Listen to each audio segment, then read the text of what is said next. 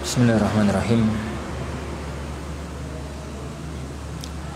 Assalamualaikum warahmatullahi wabarakatuh. Alhamdulillahirabbil alamin. Wassalatu wassalamu ala asyrafil anbiya'i wal mursalin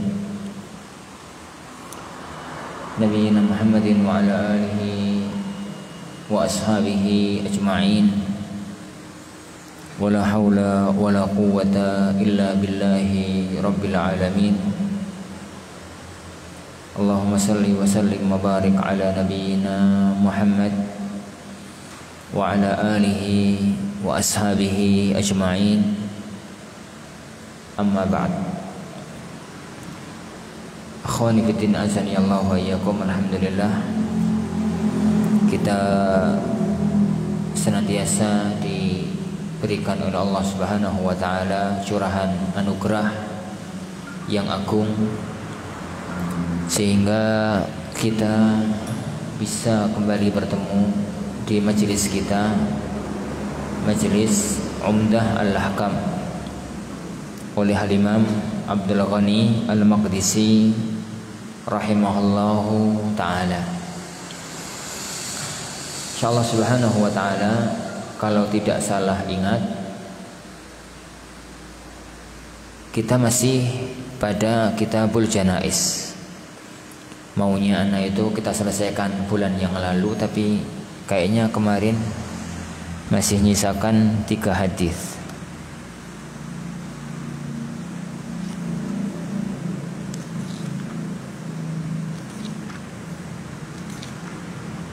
Masih nyisakan 4 hadis.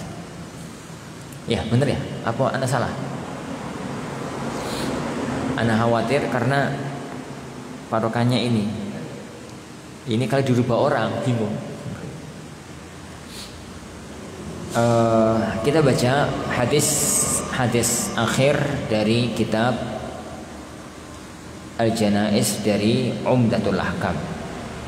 Bukan berarti kalau kita menyelesaikan Umdatul Ahkam berarti semua hadis yang berkaitan dengan jenazah sudah selesai kita pelajari.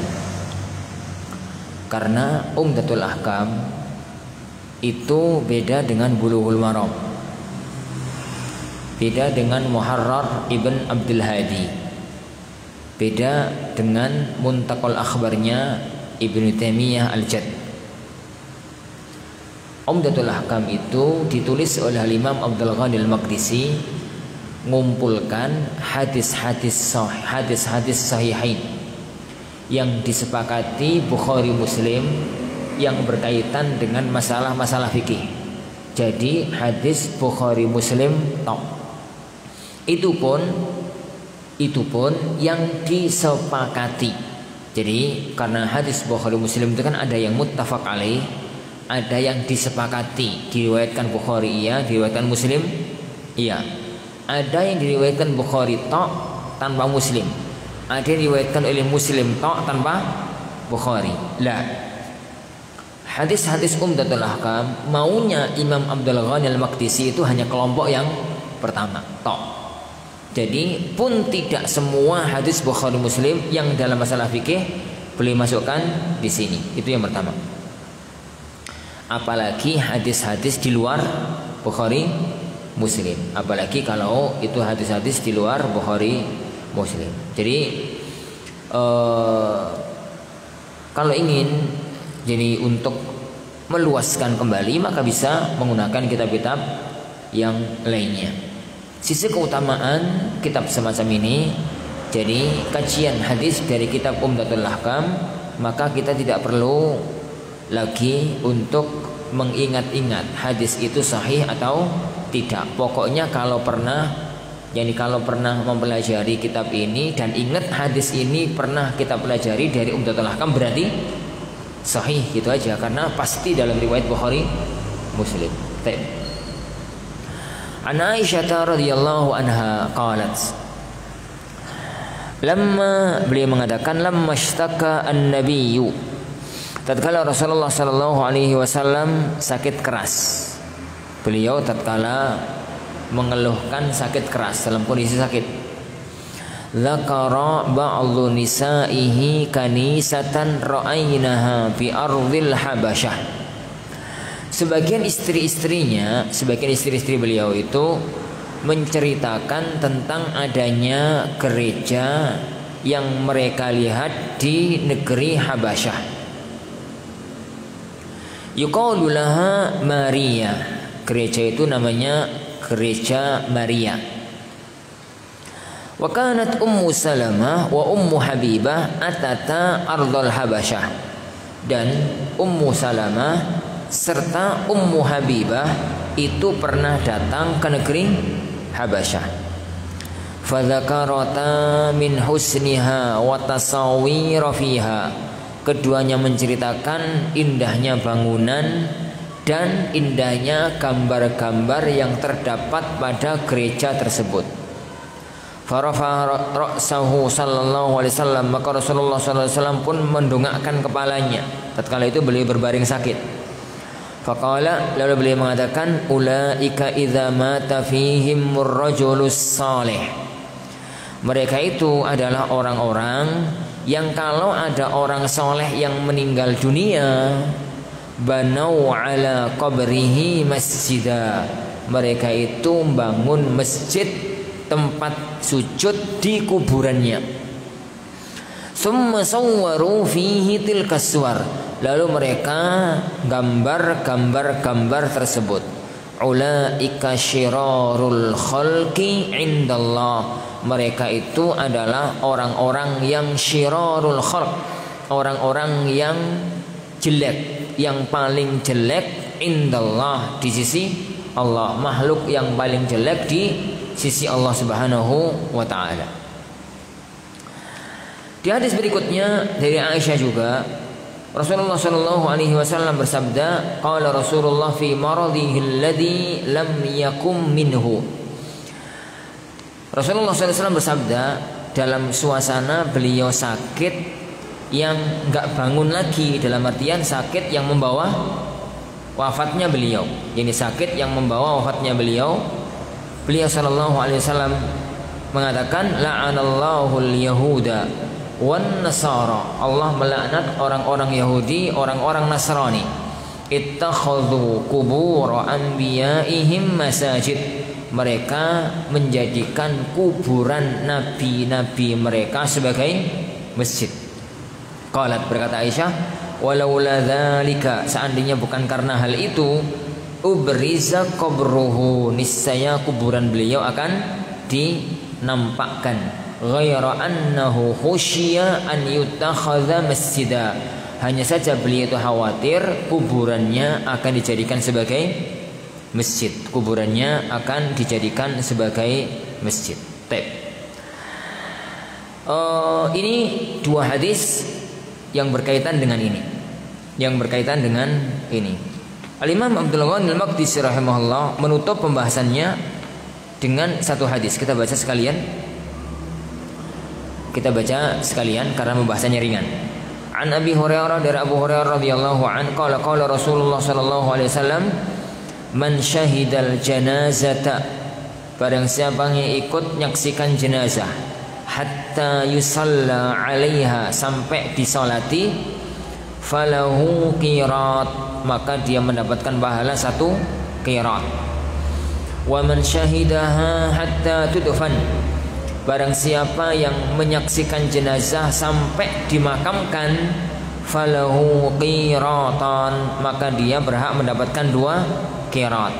Qila, ditanyakan kepada beliau, wa mal qiratan, 2 qirat itu apa? Qala mithlul jabalainil azimain, semacam 2 gunung yang besar. Wali Muslimin, dan dalam Sahih Muslim, asgharuhuma mithlu jabali Uhud, yang paling kecilnya kayak bukit Uhud.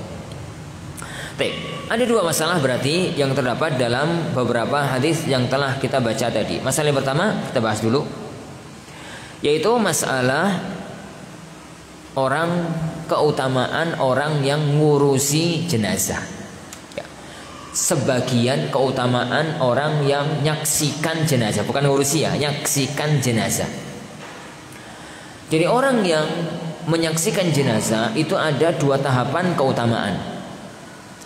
Satu, orang yang hadir sampai nyolati, hadir di rumah duka sampai apa? Nyolati. Atau intinya orang yang ikut nyolati jenazah.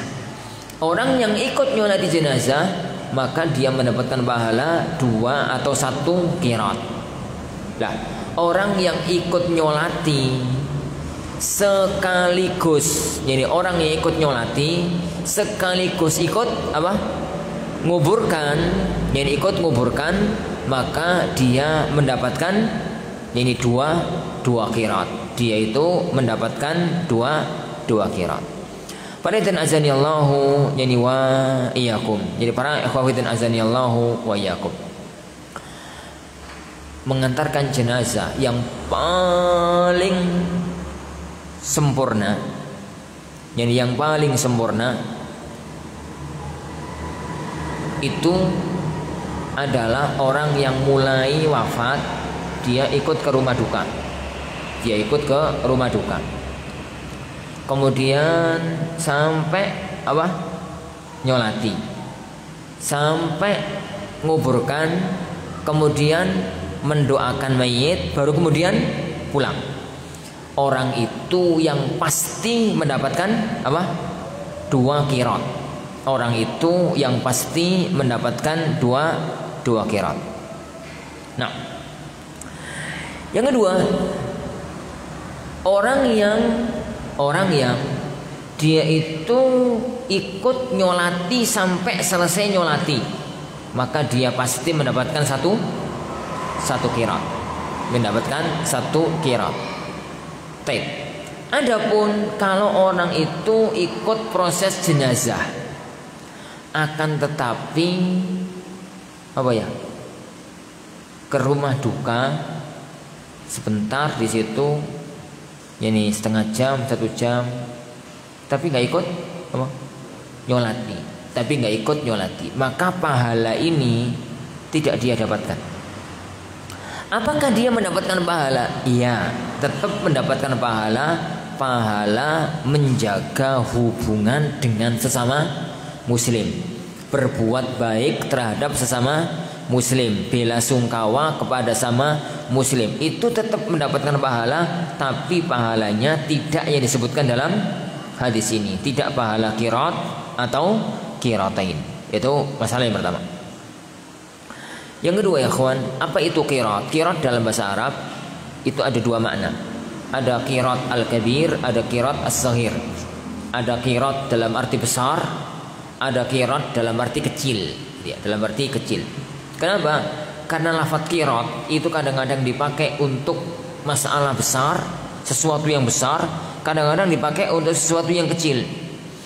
Rasulullah SAW bersabda dalam sebuah hadis yang lain, ma ba'atsallahu, dalam Sahih Bukhari, ma ba'atsallahu nabiyyan illa wara'al ghanam.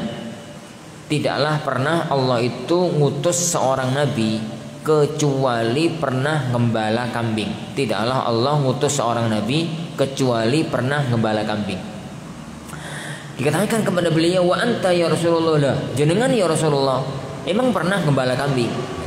Qala, Rasulullah mengatakan, na'am kuntu ar'aha ala qararita min ahli Makkah. Saya dulu gembalakan kambing mendapat beberapa qirat dari penduduk Mekah.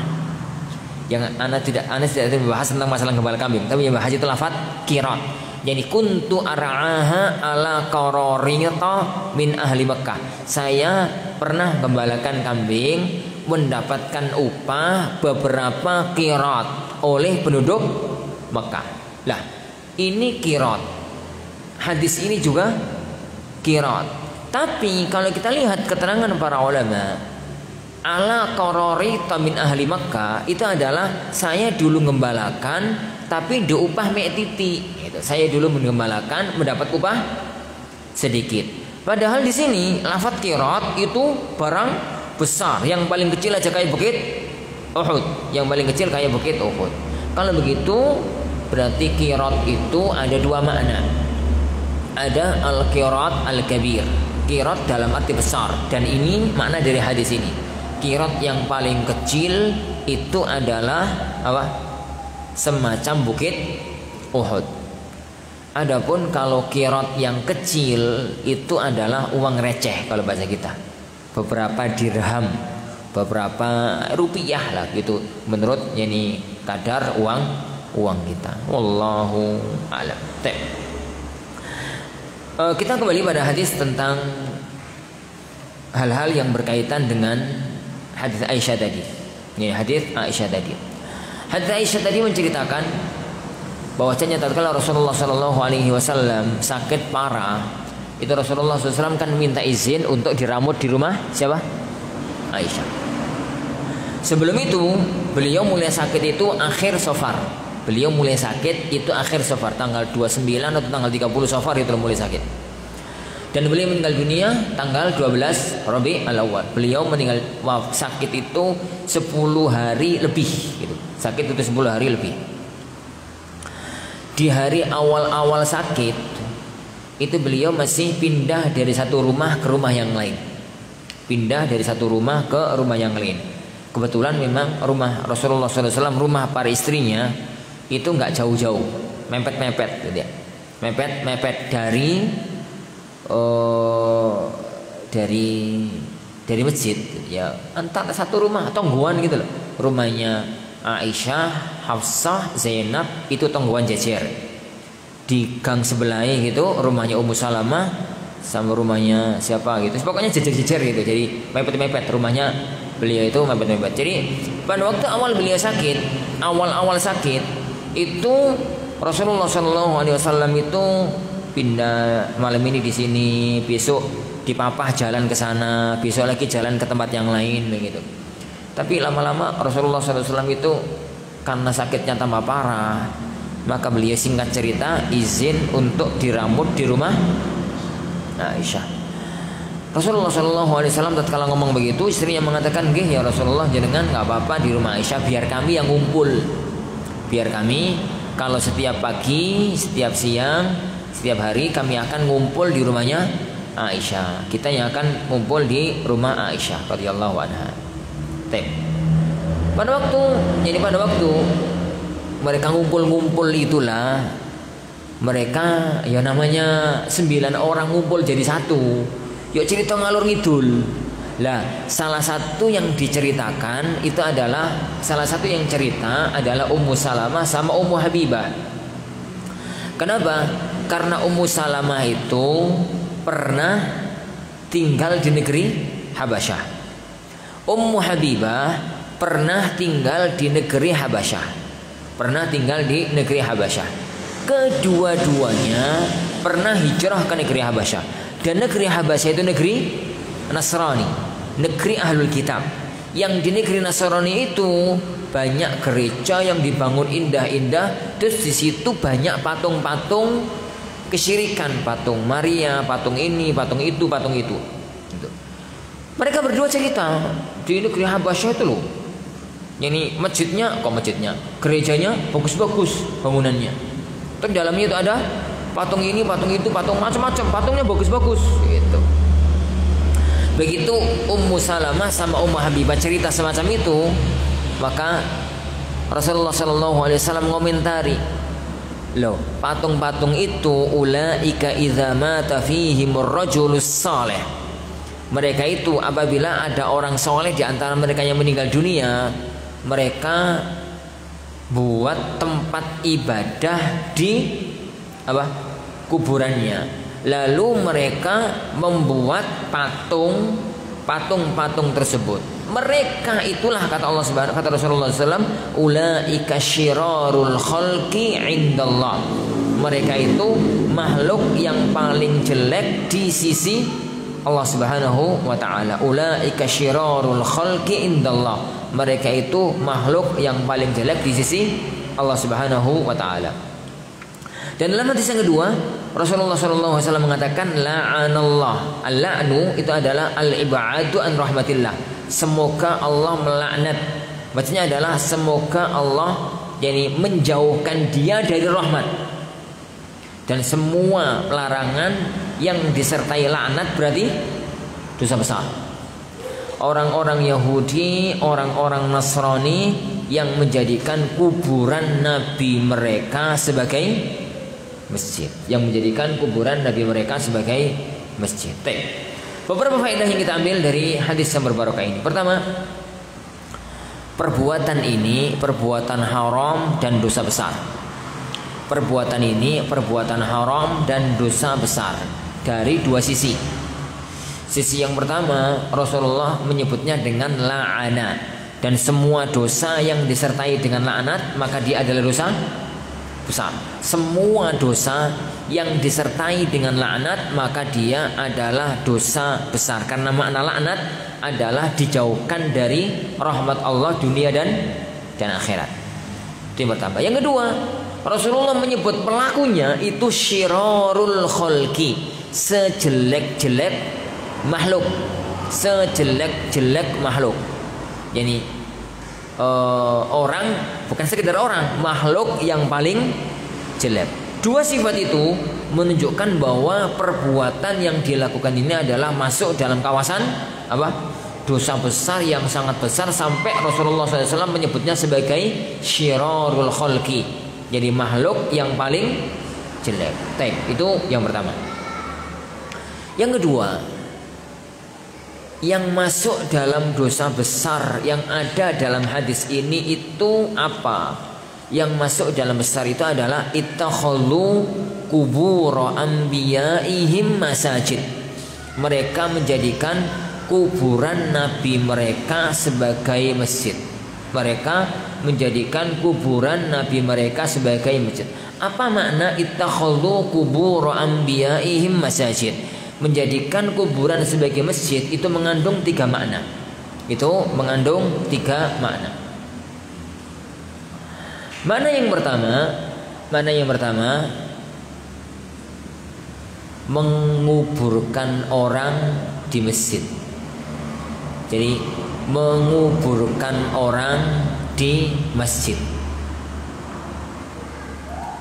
Siapapun dia, pokoknya kalau ono masjid, terus di situ dikubur orang, berarti menjadikan masjid itu sebagai menjadikan kuburan itu sebagai masjid. Menjadikan kuburan itu sebagai masjid. Tinggal sekarang menguburkan di masjid itu gimana Ustaz gambarannya? Mosok dikubur di tengah-tengah masjid. Wis keramik kan bisa masjid. Atau dikubur di mana? Tinggal kita bahas definisi dan batas masjid.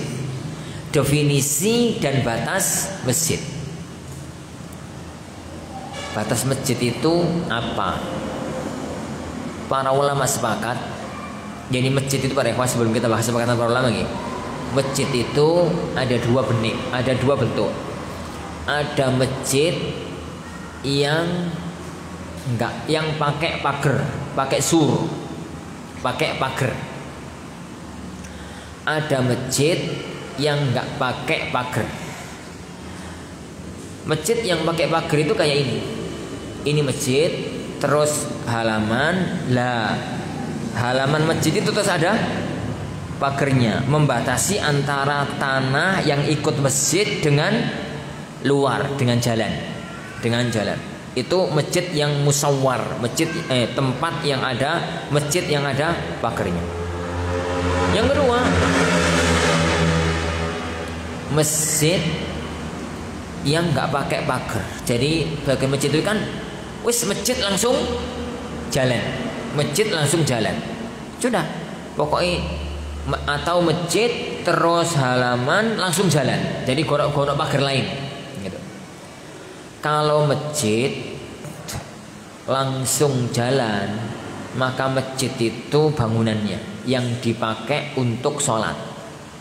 Kalau gambaran seandainya masjid ini tanpa pagar luar ya, maka berarti masjid itu ya ruangan ini sampai teras sana itu loh, yang sampai serambi. Sampai serambi itu masjid. Di luar itu sudah bukan masjid. Itu pertama. Dan ini tidak ada khilaf di kalangan para ulama tentang masalah ini. Oleh karena itu misalkan masjid kami yang di pesantren, siapapun yang pernah ke Al-Furqan, masjid kami, ya masjid itu ya bangunannya itu karena kita nggak punya pagar. Karena nggak ada pagarnya, masjid itu ya bangunannya itu begitu keluar pintu ya berarti keluar masjid. Begitu keluar pintu keluar masjid. Adapun kalau masjid itu musawwar, masjid itu ada apa? Ada pagernya kayak ini. Maka itu terjadi khilaf berkepanjangan di kalangan para ulama. Di kalangan ini para ulama tentang definisi masjid. Menjadi 3 titik pembahasan. Bangunan masjid jelas masjid. Yang di luar pagar jelas bukan masjid. Kalau di luar pagar kan itu jalan itu. Mereka berselisih tentang luar bangunan dalam pagar. Luar bangunan tapi dalam pagar. Itu masih dianggap masjid dan mengambil hukum masjid atau tidak? Itu masih di masjid dan mengambil hukum masjid atau tidak? Sebagian ahli mengatakan itu masjid karena masih ikut kawasan lokasi masjid, mengambil hukum masjid. Sebagian ahli mengatakan ya masjid itu yang dipakai untuk sholat. Kenapa ini harus kita bahas? Untuk menentukan makna ittikhadhu al-qubur masajid dari makna yang pertama, yaitu makamkan orang apa? Di masjid. Oleh karena itu para ikhwah, makamkan orang di masjid yang jelas-jelas haram itu dimakamkan di masjidnya. Jadi masuk dalam bangunan masjid. Masuk dalam bangunan masjid. Itu yang pertama.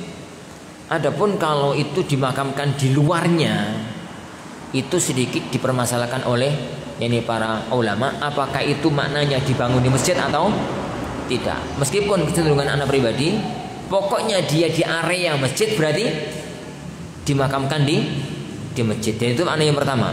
Makna ittikhad al-kubur masajid, menjadikan kuburan sebagai masjid. Itu yang pertama. Yang kedua, kebalikan dari makna yang pertama. Jadi kebalikan dari makna yang pertama, yaitu bangun masjid di kuburan. Kalau yang pertama tadi nguburkan orang di masjid. Masjidnya dulu baru kuburan.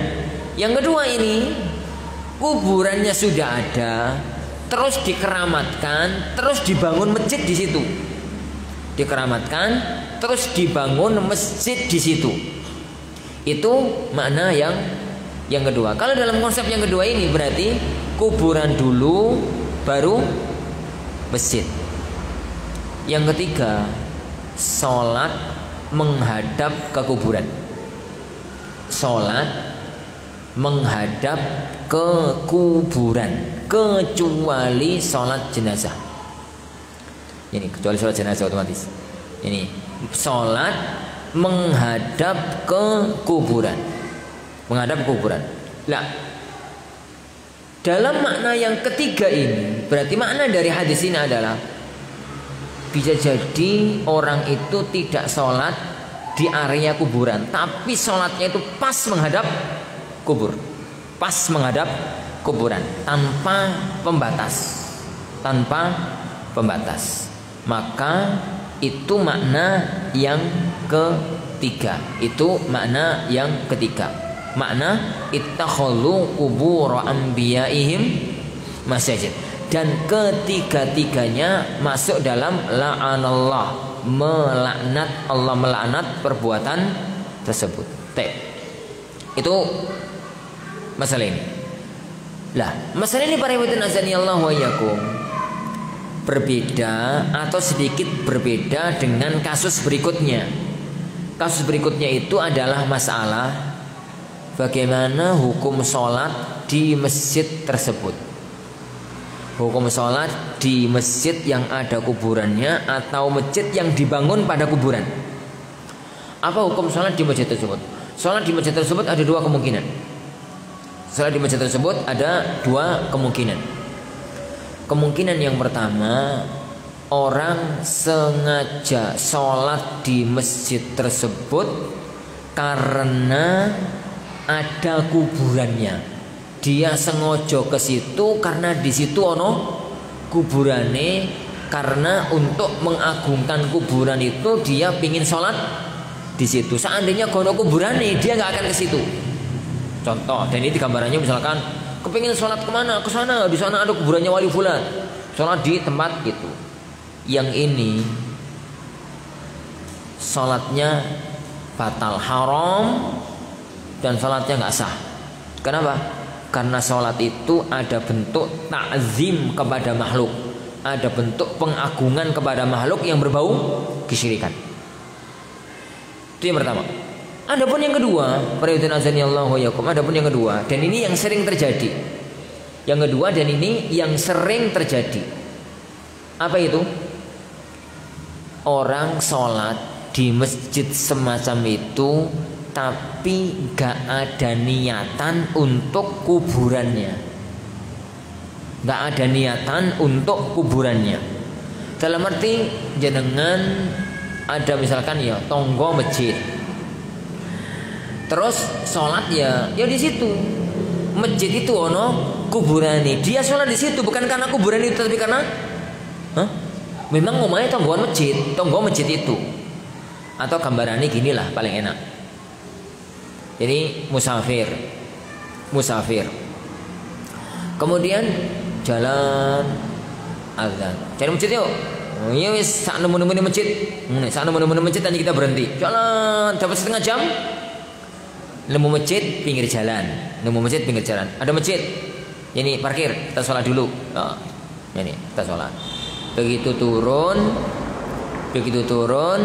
wudu, sholat. Bar sholat istirahat sebentar, duduk-duduk. Ono sing keliling-keliling, jalan-jalan. Apik ini masjid rek, jalan-jalan. Ketemu kuburan. Di situ. Jelas-jelas ada kuburan yang dimakamkan di area masjid tersebut. Apa hukum sholat itu?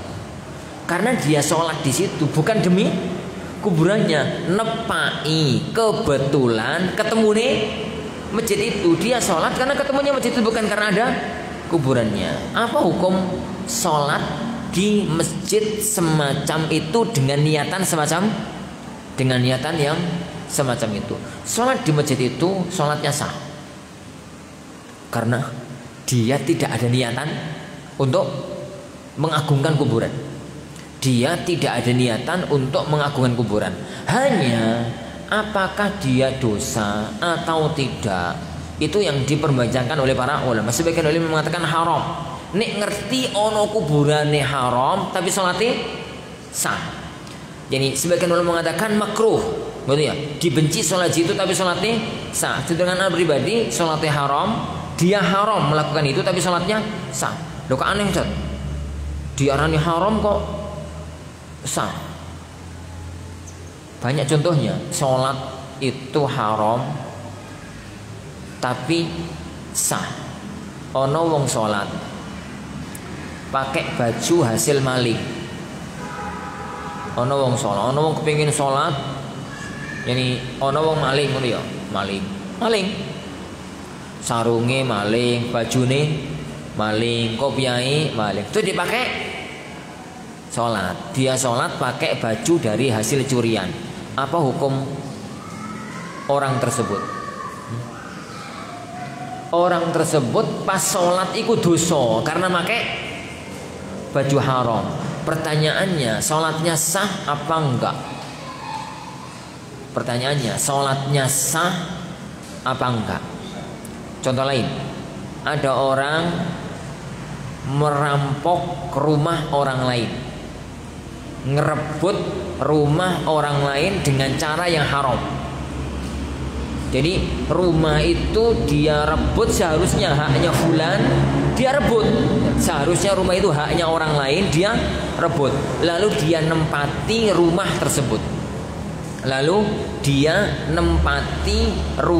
tersebut. Selama dia di situ haram, turune haram, duduk-duduknya haram, adusnya haram. Loh karena dia nempati rumah haram. Sampai sholatnya itu loh dosa. Sholatnya ya juga dosa karena dia sholat di tempat yang haram bagi dia. Pertanyaannya, dosane iyo sahnya sah apa enggak? Apakah sholat di situ sah? Hah? Itu terjadi perbedaan pendapat di kalangan ulama. Mazhab jumhur mengatakan sah, sholatnya sah tapi dosa. Sama dengan masalah tadi, sholat di tempat yang ada kuburannya itu dosa, haram, tapi sholatnya sah. Jadi dipetakan fikihnya. Kalau kita katakan sholatnya nggak sah, wajib diulang. Kalau kita katakan sholatnya sah,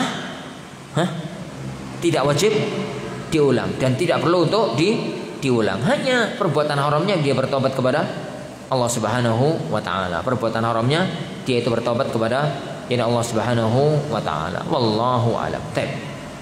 Itu makna, itu makna sabda Rasulullah SAW, ittakhadhu qubur anbiya'ihim masajid. Mereka menjadikan kuburan para nabi mereka sebagai masjid. Kuburan para nabi mereka sebagai masjid. Masalah berikutnya para ikhwatin azani Allah wa iyyakum, yang berkaitan dengan hadis ini adalah berkaitan dengan apa yang diceritakan oleh Ummu Salamah dan Ummu Habibah tentang adanya patung, adanya gambar-gambar yang terdapat dalam gereja-gereja Nasrani di negeri Habasyah. Yang dikatakan oleh Rasulullah SAW itu adalah gambarnya orang-orang soleh. Nek ben ono wong mati dibuat patungnya lalu diletakkan di situ. Mereka itu ulaika syirarul khalqi indallah. Indallah, orang yang paling jelek di sisi Allah Subhanahu wa taala. Dalam riwayat-riwayat yang lain ini berkaitan dengan masalah gambar ini, Rasulullah SAW bersabda, asyaddun nasi adzaban yaumil qiyamah al-musawwirun. Orang yang paling berat dosanya, azabnya nanti pada hari kiamat adalah orang yang tukang gambar. Orang yang tukang gambar. Qila lahum ahyu ma sawwartum. Hidupkan orang atau hidupkan yang telah kalian gambar. Wala mastata'u, padahal mereka nggak mungkin bisa menghidupkan. Kaitan dengan fikih taswir, berkaitan dengan fikih gambar. Perhatian azani Allah yakum, ini nggak bisa dipukul rata. Fikih gambar itu, fikih gambar dan fikih patung itu perlu sesuatu yang amat sangat jeli. Kita katakan pertama, kalau gambar atau patung itu jenis hadis ini, para ulama sepakat haram dan itulah dosa besar. Apa? Gambar atau buat patung,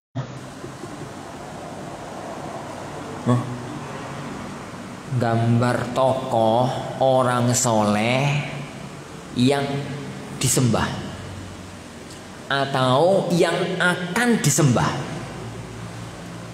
Jadi yang digambar itu jelas-jelas tokoh orang soleh yang dibuat untuk disembah, untuk diagungkan, untuk dipuja-puja. Dan ini yang terdapat dalam hadis ini. Ini yang terdapat dalam hadis ini. Dan ini yang jelas-jelas haram. Yang jelas-jelas haram. Itu yang pertama. Itu yang pertama. Oleh karena itu, tatkala Rasulullah Shallallahu Alaihi Wasallam menceritakan tentang masalah ini, beliau Shallallahu Alaihi Wasallam itu berbicara tentang kaumnya Nabi Nuh. Kaumnya Nabi Nuh itu asal usul mereka itu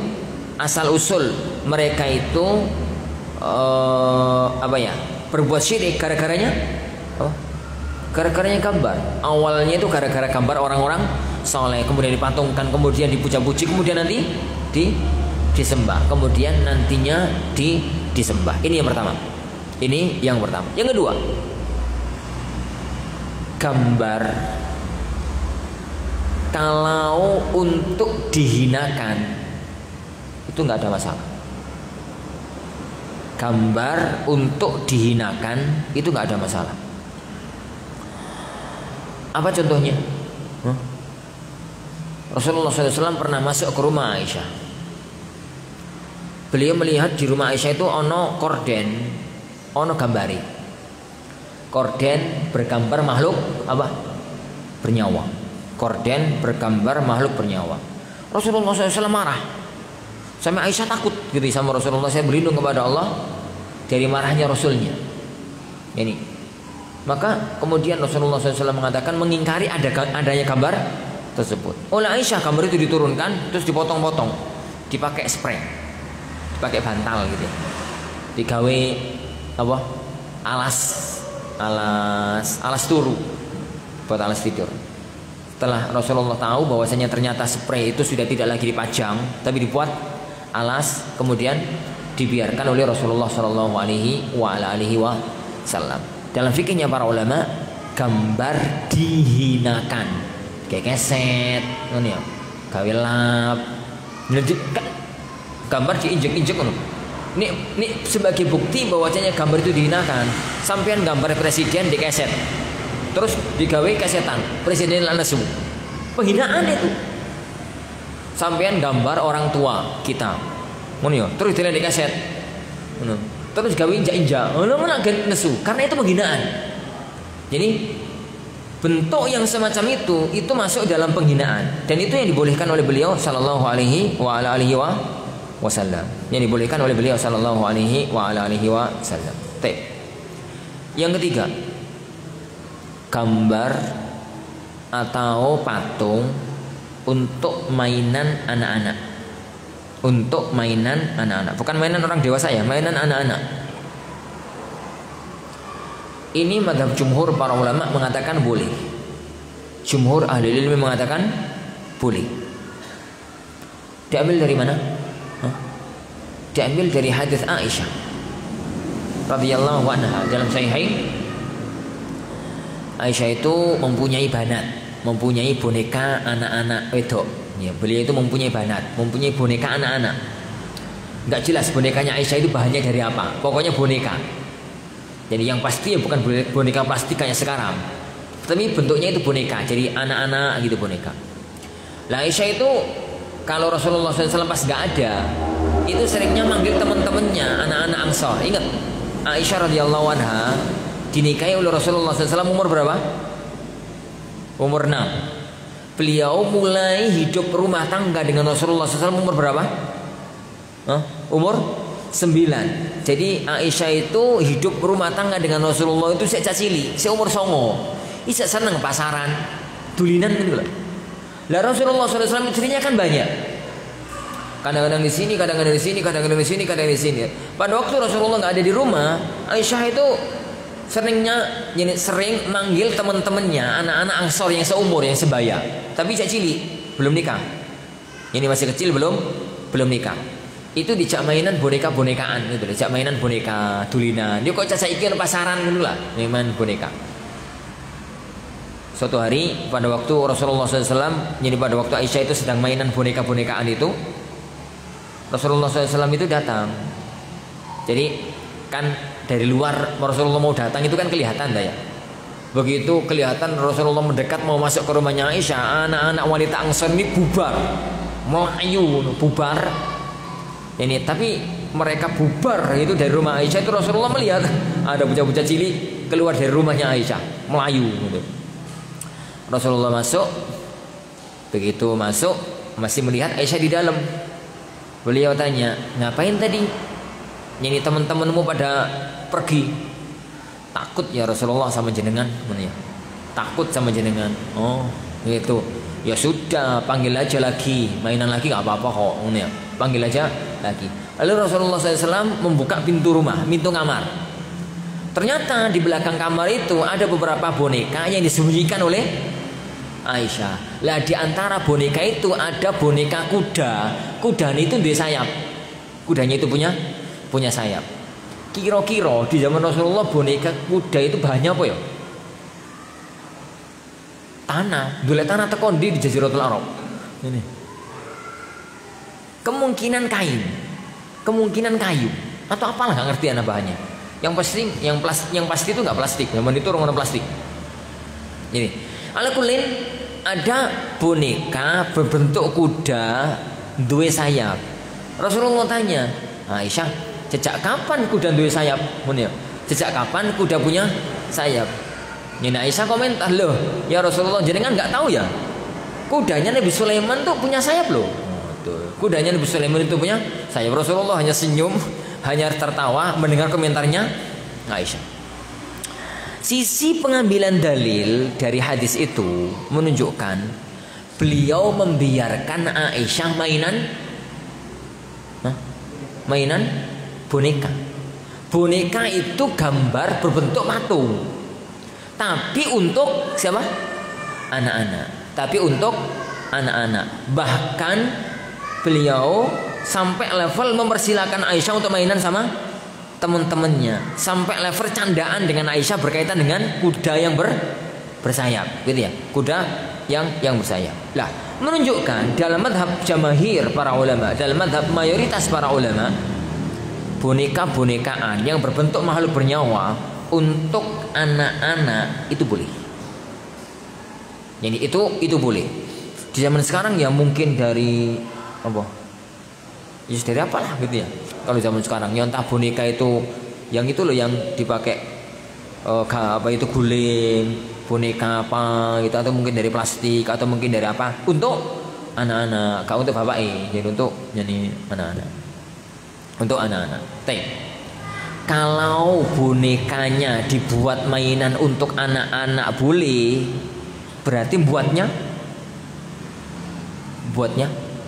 boleh. Konsekuensinya kan begitu. Nek itu dibolehkan, berarti buatnya boleh. Nek itu boleh, buatnya haram lah, jadi lucu. Punya ceritanya rentetan fikihnya itu namanya talazum. Jadi yalzam. Konsekuensi dari bolehnya ini berarti buatnya juga boleh. Buatnya juga boleh. Itu poin yang ketiga. Yang pertama tadi ya kawan, gambar patung boneka yang untuk diagungkan, dan itu mesti tokoh yang untuk diagungkan, baik sudah sampai level disembah atau kemungkinan waktu-waktu yang akan datang akan disembah, karena kita nggak tahu, yang penting diagungkan. Apa mungkin Ustaz? Duh, sopo sih nggak mungkin. Masih ingat awal-awal Covid sempat beredar video yang aneh bin ajaib. Awal-awal setahun yang lalu berarti. Covid kan Maret. Sekitar bulan April, sebulan setelah merebaknya Covid di Nusantara, isek takutnya orang. Isek pertama-pertama kan orang itu suasananya mencekam. Saya kira wis bosan. Ini PSBB belas orang peduli wong. Jadi kenapa sekarang orang itu sudah tidak peduli? Lah, si awal-awal dulu itu suasana masih mencekam. Jadi muncullah sebuah video dari negeri Kalimantan. Ada orang selfie nyuting dia. Jadi nggak perlu takut dengan Covid Corona. Kita itu punya benteng, kita itu punya tameng. Siapa yang melakukan itu, maka tidak akan pernah dia terkena mara bahaya, tidak akan pernah terkena Covid dan mara bahaya yang lainnya. Apa benteng itu? Gambar yang ada di belakangku. Gambar yang ada di belakangku. Siapapun yang masang gambar ini di rumahnya, maka penghuni rumahnya akan aman dari segala mara bahaya. Gambar siapa itu? Gambar itu loh yang di Kalimantan itu, Tuan Guru apa itu? Martapura. Guru sekumpul. Ya guru sekumpul. Jadi guru sekumpul. Lah, semacam itu para ikhwan azani Allah ya. Gambar orang kayak begitu itu masuk dalam hadis ini jelas. Jadi semacam itu, tokoh toriko, tokoh ini, tokoh gitu, tokoh-tokoh keagamaan yang diagungkan, yang di ini, di itu kan masuk dalam hadis ini. Itu yang pertama. Yang kedua tadi, kalau untuk dihinakan. Kalau untuk dihinakan. Yang ketiga, kalau untuk apa? Anak-anak. Ini tiga masalah yang jelas hukumnya. Tinggal sekarang masalah yang tidak gambar tapi tidak tercakup dalam tiga-tiganya. Jadi kalau kita levelkan ya, paling atas itu ini yang untuk yang mau diagungkan, dimuliakan, dipuja-puji, disembah. Ini jelas. Yang paling bawah mau dihinakan. Mana ya? Dihinakan. Lah, ini dihinakan. Ini anak-anak. Tinggal sekarang tengah. Yang tengah ini diagung-agungkan enggak, dihinakan enggak? Anak kecil enggak. Anak kecil untuk mainan anak-anak kecil juga enggak. Ceklah. Lah, ini itu yang dibahas oleh para ulama panjang lebar. Contoh ya, kawan. Ya gambar-gambar lain lah gitu ya. Yang tidak tiga itu, yang tidak tiga itu yang kemudian dibahas panjang lebar oleh para ulama. Khilafnya ada di kalangan para ulama, muncul perbedaan pendapat yang ada di kalangan para ulama berkaitan dengan ini. Apa contohnya ya, kawan? Kepingin gawe oma, nggih, kepingin gawe oma. Kemudian di belakang rumah itu ono tamani. Kepingin tamannya api, digawe kuntul. Ono kuntule. Kuntul niku, keni kuntul enggak? Bangau itu loh, kuntul. Ono kuntule, ono kancile, ono ini, ono ngono nih, gitu ya. Itu akan dipuja dan dipuji, disembah. Masa arep nyembah kuntul? Yang kedua, apakah dihinakan? Enggak, apa dihinakan? Wong dipajang api-apian koyo ngono kok dihinakan.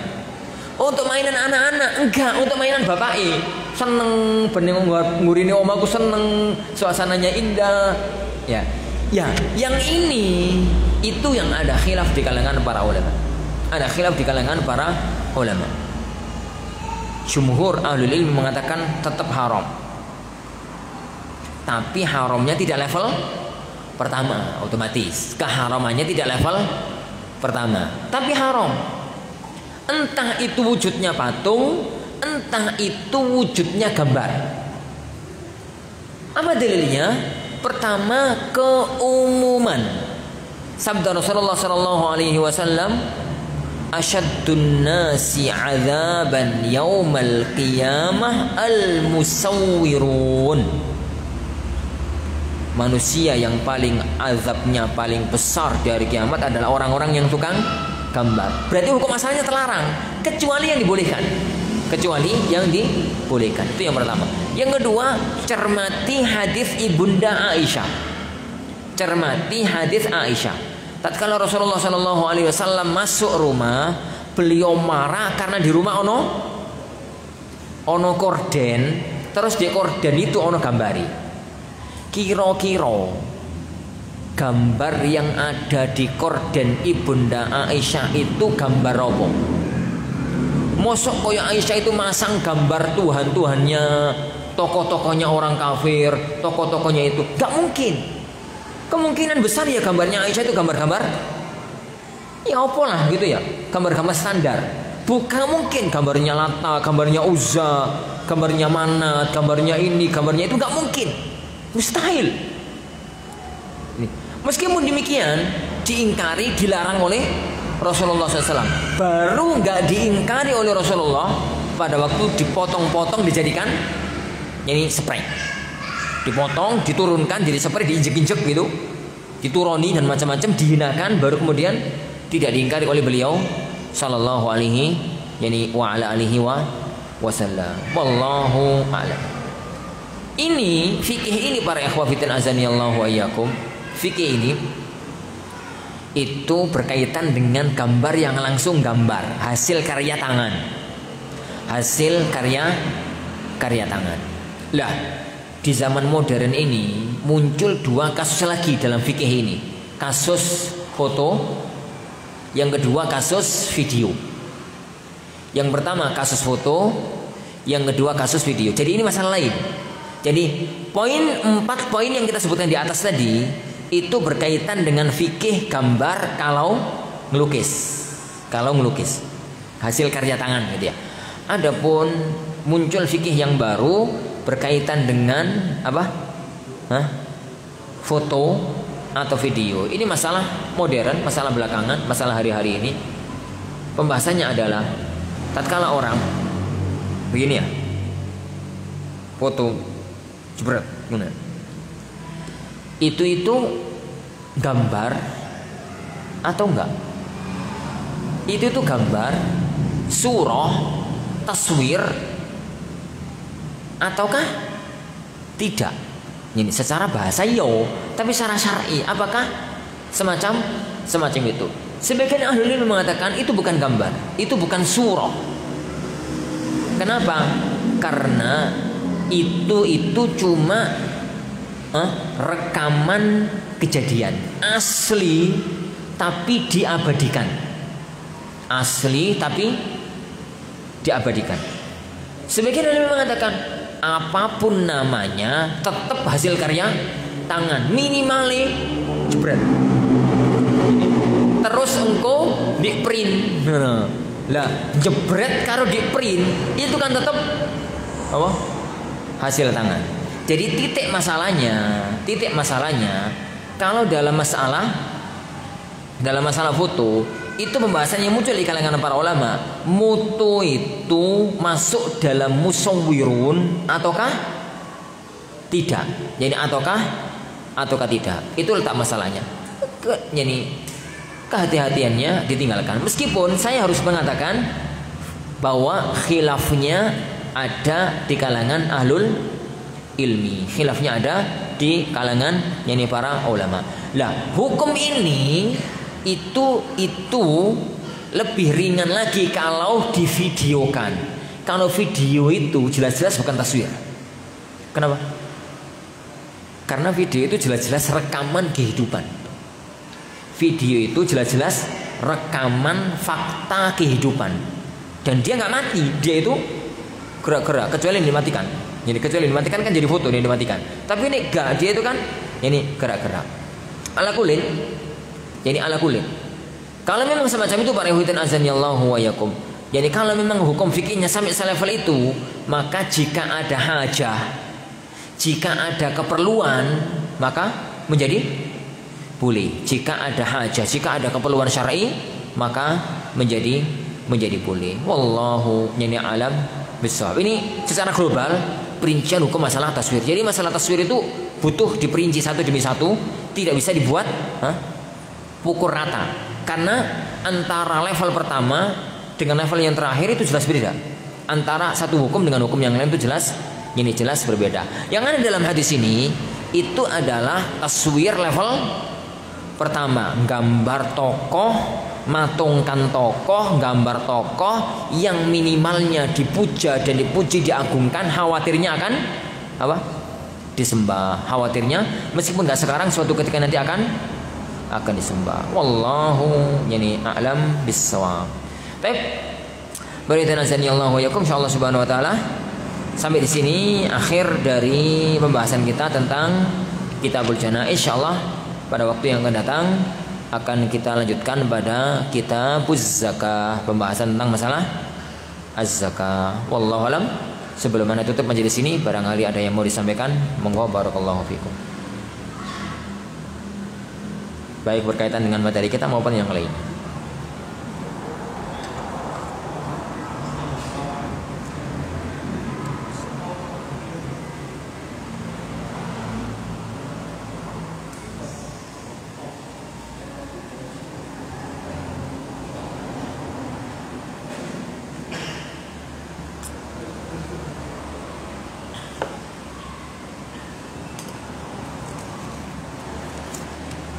Mosh. Tak wae rek. Ustaz, mohon penjelasan. Selama ini masyarakat banyak yang tidak tahu tata cara ngurus jenazah, dari cara untuk memandikan, mengkafani, mensolati, menguburkan. Satu contoh mengkafani, yang kedua contoh menguburkan. Satu mengkafani, biasanya apa ini?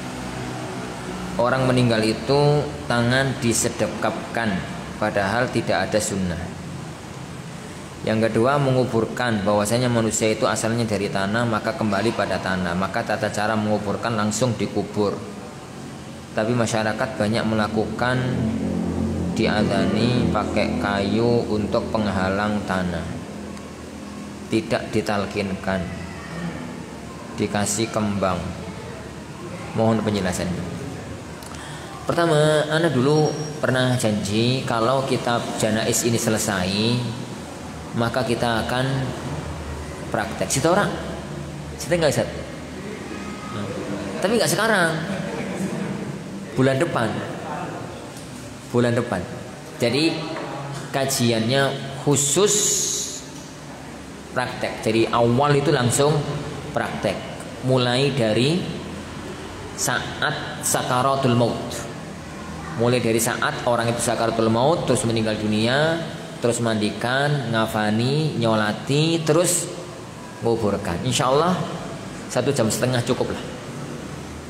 Pokoknya dikebut, mana ya? Dikebut. Insya Allah cukup. Jadi nggak? Hah? Bulan depan. Ini bulan depan. Insya Allah. Kalau nggak jadi, langsung kita busaka. Kalau jadi ya kita busakannya ditunda. Ya terserah antum aja lah. Kalau anak manut. Itu yang pertama. Jadi tentang prakteknya, insya Allah kita tunda pada waktunya. Ada beberapa masalah yang bisa anda jawab yang tidak berkaitan dengan praktek. Pertama, tentang masalah tangan disedekapkan. Jadi masalah tangan disedekapkan itu ada khilaf di kalangan para ulama. Mayoritas para ulama, jenazah itu posisi tubuhnya dikembalikan posisi normal, posisi asal. Dikembalikan posisi asal. Jadi orang itu kalau meninggal dunia, maka sunnahnya itu, jadi ini mazhab jumhur, semua anggota tubuh dikembalikan posisi normal, posisi asal. Jadi meripat ditutup, mulut nih muka ditutup gitu ya. Kaki nih melebar ngono dirapatkan. Nih tetap melebar diikat ngono ya, diikat.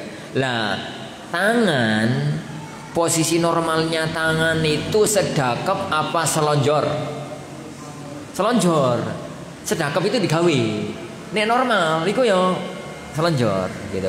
Makanya jumhur ahli ilmi mengatakan bahwa orang yang wafat posisi tangan itu selonjor. Tapi sebagian ahlul ilmi, terutama sebagian ulama-ulama Syafi'iyah mengatakan jadi disedekapkan. Alasannya adalah karena tatkala orang mati itu menghadap Allah. Alasannya begitu. Orang mati itu menghadap Allah. Sedangkan orang menghadap Allah pada waktu sholat itu sedekap. Orang menghadap Allah pada waktu sholat itu sedekap. Akhirnya jenazah itu disedekapkan. Kaul itu, pendapat itu muncul ada di kalangan ahlul ilmi. Cara pribadi, ana mengatakan kalau bisa nggak usah disedekapkan, Tapi kalau tidak disedekapkan itu akan gawe gegere umat. Sementara nggak apa-apa disedekapkan. Atau wis kadung disedekapkan, ojo paksa, pedot. Jadi misalkan ada jenazah gitu yang meninggal dunia malam-malam gitu ya, sama keluarganya disedekapno. Pak subuh itu misalkan ada keluarga manggil kita, Ustaz, jadi paman wafat, tolong dimandikan. Nah, kita datang, maunya mandikan. Posisi jenazah sudah meninggal dunia tadi malam, sudah 4 jam yang lalu. Nah subuh itu kita suruh mandikan, wis kaku, tangan suruh ngene pedot toh. Ini putus semacam itu sudah, nggak usah, biarkan aja. Ini biarkan aja. Anda secara pribadi nggak terlalu kaku dalam masalah itu. Toh, iya, ini itu tidak berkaitan dengan sunnah bid'ah. Ini itu berkaitan dengan yang hukum asalnya begini. Apabila disedekapkan, maka hukum asalnya hukumnya boleh. Hanya saja kalau dianggap itulah yang sunnah, itu yang bermasalah. Itu yang sunnah, maka itu yang bermasalah. Wallahu a'lam. Kalau kami di Al-Furqan ngurus jenazah itu tangan selonjor. Tapi betapa banyak orang itu nggak seret nih tangannya selonjor. Jenazah kok tangannya selonjor. Yang pertama. Yang kedua, apa ini?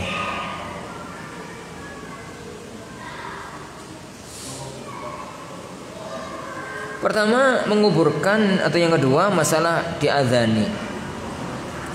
Tidak ada dalil yang menunjukkan bahwasanya menguburkan itu diazani. Azan itu al-i'lam bidukhuli waktu salah, pemberitahuan bahwa waktu sholat telah masuk. Pemberitahuan bahwa waktu sholat telah masuk. Maka hukum asalnya azan itu hanya untuk pemberitahuan masuknya waktu sholat, dan tidak digunakan untuk yang lainnya kecuali ada dalil syar'i. Dan yang ada dalil syar'i itu hanya 3. 1, azan sebelum subuh, azan awal, dalam mazhab sebagian para ulama. Dalam mazhab sebagian para ulama, itu yang pertama. Berdasarkan hadis Bilal, kata Rasulullah SAW, inna Bilalan adzana bilail fakulu washrabu hatta yu'adzin ibnu ummi maktum. Bilal iku ne azan isek bengi terus no sahur, silahkan makan, silahkan minum, teruskan sahur sampai ibnu ummi maktum, sampai ibnu ummi maktum azan. Lah nek ibnu ummi maktum azan lereno sahur, karena itu waktu subuh. Menunjukkan bahwasanya azan di zaman Rasulullah itu 2 kali. Azan sebelum subuh, dan itu azannya Bilal. Azan subuh itu azannya ibnu ummi maktum. Itu yang pertama, dengan segala khilaf yang ada di kalangan para ulama. Yang kedua, azan saat bayi lahir. Azan mengazani bayi lahir. Masalah ini masalah khilafiyah berkepanjangan di kalangan para ulama, berkaitan dengan riwayat bahwa Rasulullah SAW mengazani Hasan dan Husain tatkala lahir. Hadis itu sahih apa tidak? Hadis itu dalam Abu Dawud dan Tirmidzi. Hadis itu sahih apa tidak? Sebagian ahli ilmu mengatakan hadis itu sahih. Ini Imam Tirmidzi sendiri mengatakan hadis itu hasan. Ibnu Qayyim, An-Nawawi dan sebagian para ulama yang lain mengatakan hadis itu hasan, sahih. Begitu sehingga diamalkan. Sebagian ahli ilmu mengatakan hadis itu dhaif. Jika hadis itu dhaif berarti tidak diamalkan. Berarti nggak ada sunnahnya mengadzani. Maka khilafnya berangkat dari masalah hadis. Khilafnya berangkat dari masalah hadis, bukan khilaf fikih tapi khilaf hadis. Khilaf tentang sahih dan tidaknya sebuah hadis. Wallahu a'lam. Anda pribadi yang mau mengazani monggo, yang mau nggak ngazani juga monggo. Anak-anak 9 nggak ada yang saya azan, nggak ada yang anak azan. Baik, itu yang kedua. Yang ketiga, azan 2 kali saat Jumatan. Azan 2 kali saat Jumatan. Azan pertama sama azan kedua. Jadi singkat cerita, singkat riwayat gitu ya, karena panjang kalau dibahas. Azan di zaman Rasulullah SAW itu azan Jumat nih. Azan Jumat di zaman Rasulullah SAW itu 1. Kapan? Tatkala imam naik mimbar. Imam masuk masjid, naik mimbar, mengucapkan salam, azan. Itu di zaman Rasulullah SAW. Begitu pula di zaman Abu Bakar. Itu pula yang terjadi di zaman Umar. Dan di awal pemerintahan Utsman ibn Affan. Sampai tatkala Utsman ibn Affan melihat bahwa karena kondisi masyarakat sudah berubah dengan kondisi zaman kenabian. Jadi zaman kenabian itu kan Madinah itu kondusif, kotanya kecil, wongnya taat-taat, gitu ya. Pasar dekat masjid, pasar itu dekat masjid. Maka ini hari Jumat, lihat orang bondong-bondong di masjid, oh sini pasar benang tutup, gitu. Nah segera ke masjid. Itu berlaku di zaman Abu Bakar, 2 tahun masa kekhilafahan. Berlaku di zaman Umar. Umar itu kan masa mulai awal-awal melebarkan sayap dakwah. Pembukaan Syam di zaman Umar, pembukaan Irak di zaman Umar, pembukaan Mesir di zaman Umar, gitu ya. Dan beliau menjabat khalifah selama 10 tahun. Lah terasa panene hasilnya itu di zaman Utsman. Jadi kota Madinah itu sekarang menjadi ibu kota besar yang menguasai wilayah kekuasaannya sampai Syam, sampai Irak, sampai Mesir, sampai Yaman. Sehingga banyak orang itu yang kumpul di kota Madinah. Pasar yang ada di dekat masjid itu nggak cukup, sama Utsman dipindah jauh. Perluasan gitu nggak bisa, kalau di area pemukiman, akhirnya sama Utsman dipindah di tempat yang agak jauh dari kota. Zaman itu orang ono speaker, zaman itu belum ada jam tangan, zaman itu belum ada alarm. Jadi nek wis kadung di pasar, lali dino, jadi lupa hari. Sedangkan orang-orang sing budal masjid itu gak ketahuan sama orang di pasar. Sering banyak orang terlambat. Budal Jumatan itu sering banyak orang terlambat.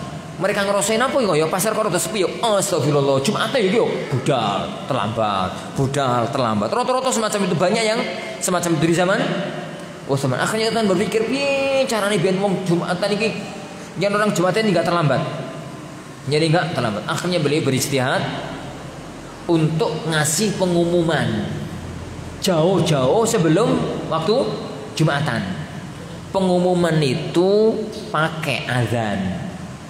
Pengumuman itu pakai azan. Akhirnya Utsman memerintahkan untuk azan di Zawra. Zawra itu dataran agak tinggi di pinggir pasar. Kira-kira 1 jam sebelum duhur. Kira-kira 1 jam sebelum duhur itu azan. Azan di pinggir pasar, ngumumkan kepada orang di pasar sebentar lagi wayai Jumatan dan bubaro. Bubaro. Lah, itu pertama kali ada azan Jumat 2 kali. Sejak nyanyi ijtihadnya Utsman itu tidak ada seorang sahabat pun yang mengingkari. Tidak ada seorang sahabat pun yang mengingkari perbuatan dan ijtihadnya Utsman ibn Affan. Utsman ibn Affan, karena kondisi apa? Kota Madinah yang semacam itu. Lah, tatkala Utsman meninggal dunia dengan praharanya, kondisi kota Madinah gak kondusif. Oleh Ali ibn Abi Thalib, ibu kota dipindah kemana? Oleh Ali ibu kota dipindah kemana? Dipindah ke Kufah, ke Irak. Oleh Ali bin Abi Thalib, ibu kota dipindah ke Kufah. Kufah pada waktu zamannya Ali itu kota kecil, kayak kota Madinah di zaman Rasulullah SAW. Maka Ali mengembalikan azan Jumat kepada azan di zaman Rasulullah. Azannya itu satu kali. Azannya itu satu kali. Baik. Berarti azan 1 kali itu sunnah. Azan 2 kali itu juga sunnah. Azan 1 kali itu sunnahnya Rasulullah, Abu Bakar, Umar. Azan 2 kali itu sunnahnya Utsman. Dan Rasulullah SAW memerintahkan, alaikum bisunnati wa sunnatul khulafa ar-rasyidin. Itu tiga jenis azan di luar pemberitahuan waktu sholat yang ada pembahasannya di kalangan para ulama. Adapun yang lainnya anak nggak tahu. Wong budal kaji diazani, wong mati diazani, kuburkan diazani. Itu yang anda nggak tahu. Nggak ada dalil yang muncul yang dibahas oleh para ulama mengenai masalah itu. Wallahu a'lam. Masalah yang lainnya kita bahas pada waktunya pertemuan depan insyaallah. Apa hukum memberikan nasihat atau ceramah di kuburan setelah proses penguburan selesai, dan juga hukum memimpin atau berdoa kemudian diamini oleh jamaah yang hadir? Akhwatiddin azani Allah wa yakum. Ada 2 hadis yang berkaitan dengan masalah ini. Pertanyaan tadi, apa hukum adat negeri kita ngasih tausiah nguburkan bar ngono ya? Mesti ono sing Assalamualaikum warahmatullahi wabarakatuh ngono ya. Para bapak sedaya ingkang kula hormati ngono. Ya ceramah lah, 1 menit 2 menit selesai. Iya. Iku sing 1 menit 2 menit, ono sing setengah jam. Masya Allah. Kepiye Pak Mudin iki pikiranku. Dia tinggal kok gak pantas, dia tunggu kok sowen. Ya boh ya 1 menit 2 menit, beres ta ya. Ngomong-ngomong, ada 2 hadis yang berkaitan dengan masalah ini. Yang pertama, hadis Bara ibn Azib. Hadis Bara ibn Azib. Hadis Bara ibn Azib itu dalam kasus tatkala Rasulullah Shallallahu Alaihi Wasallam ngantar jenazah sahabat Ansor, sudah sampai di Baqi, sudah sampai jenazah sudah dibawa ke Baqi, Rasulullah dan para sahabat sudah sampai ke Baqi, ternyata penggaliannya belum selesai. Ternyata penggaliannya belum selesai. Zaman itu kan orang mau telepon, jadi gak iso teleponan dulu. Sampai di Baqi, penggaliannya belum selesai. Rasulullah melihat penggalian belum selesai, jenazah sudah di sini, jamaah sudah ngumpul. Akhirnya beliau ceramah, panjang ceramahnya. Hadis itu kalau kita baca mungkin setengah jam. Jadi 20 menit lah. Pokoknya panjang. Menceritakan tentang perjalanan roh setelah kematian. Mulai dari awal naza sampai mati. Perjalanan roh dibawa oleh malaikat ke atas gitu ya. Dan itu dua, roh baik, roh jelek. Suwi ceramah sama panjang. Begitu penggalian sudah selesai lalu diproses menguburkan. Itu dalil yang pertama. Dalil yang kedua, sabda Rasulullah SAW kepada para sahabatnya, yakni ucapan Rasulullah SAW kepada para sahabatnya setelah proses menguburkan selesai. Beliau selalu mengatakan istaghfiru li akhikum was'alu lahu tathbit fa innahu al-ana yus'al. Mintakan ampunan untuk saudara kalian yang setelah dikuburkan ini, yang telah dikuburkan ini. Dan mintakan supaya dia mantap di dalam menjawab pertanyaan para malaikat, karena sekarang dia itu sedang atau akan ditanya. Itu akan ditanya. Dua hadis ini ya kawan, kalau kita gabungkan maka muncul dua fikih. Yang pertama, jika ceramah panjang lebar itu kondisional. Apa artinya kondisional? Ya kayak kasusnya Barok tadi. Jadi untuk kuburan timbang ngetupuk ngarong itu loh, nak dikasih ceramah, dulu selesai juga. Ini daripada ngapain? Sudah habis itu bubar lagi kemana?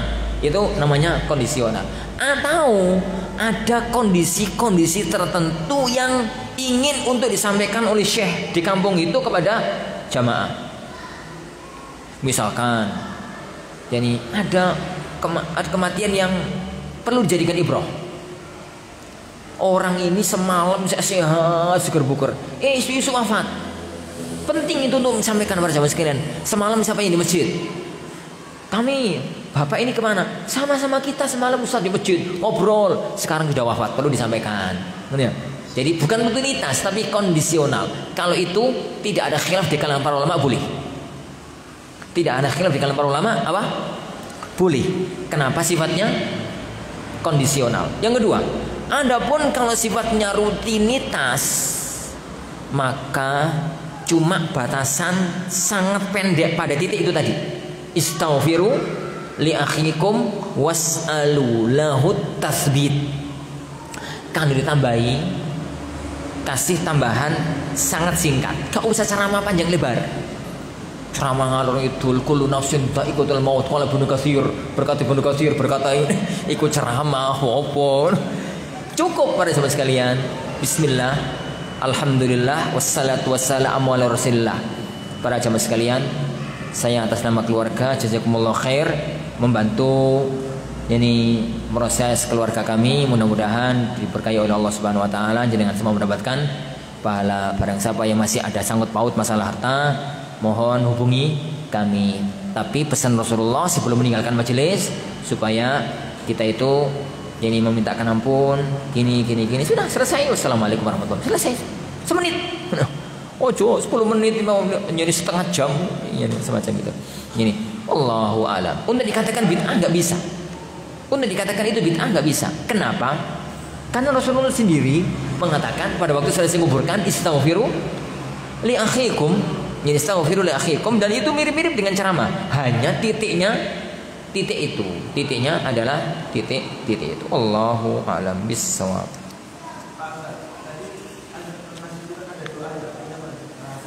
Doa, jadi doa itu bisa dilakukan pertama doa sendiri-sendiri, itu yang pertama, dan itu jelas.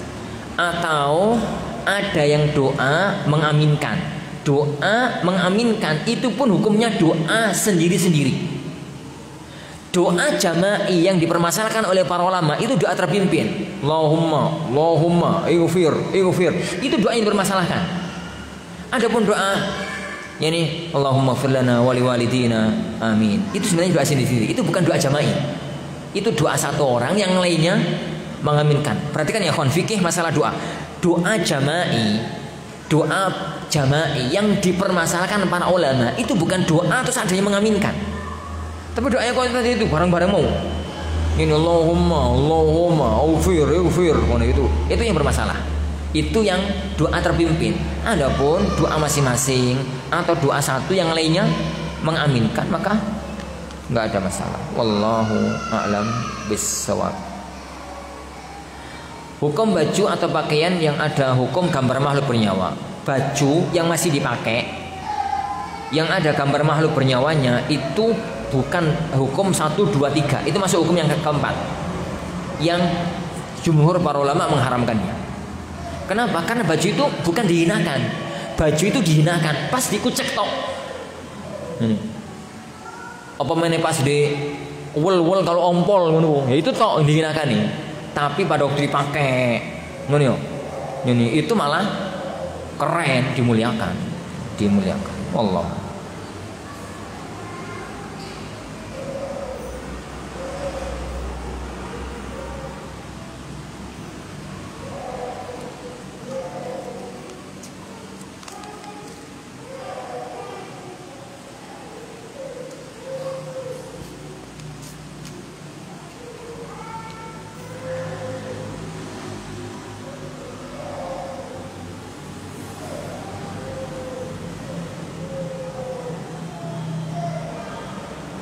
Pada saat kami hadir kajian, seakan kami ingin bersungguh-sungguh dalam perkara akhirat.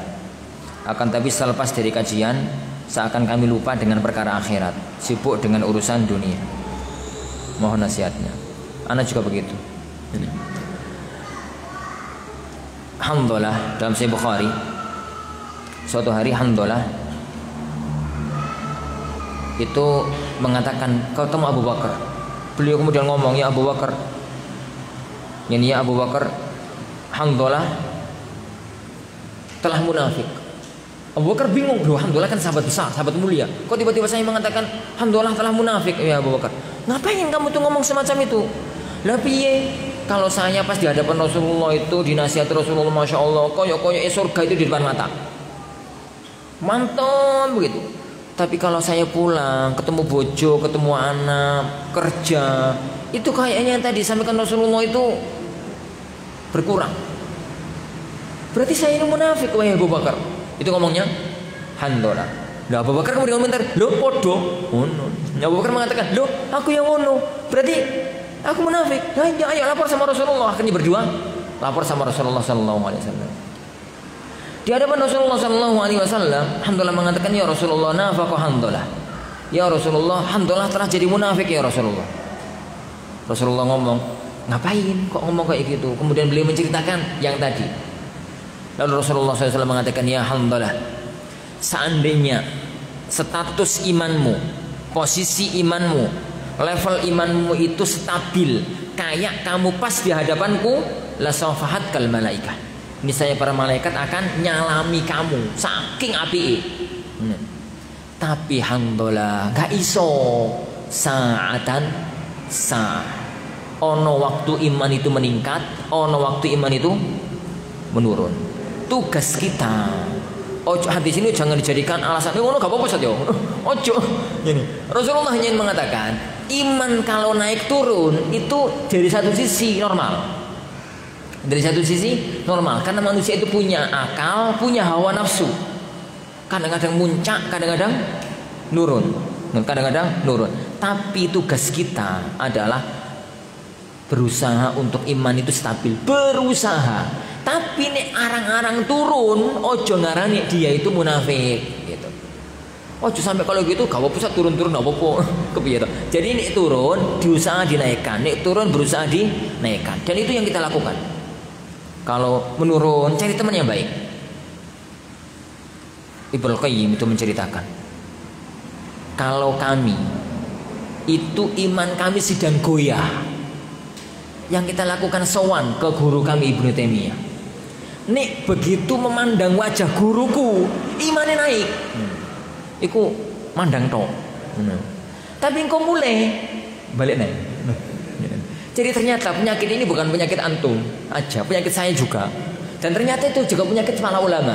Ternyata itu juga penyakit para sahabat. Jadi itu dari satu sisi lumrah, tapi perlu waspadai. Ojo sampai nurun borno hilang.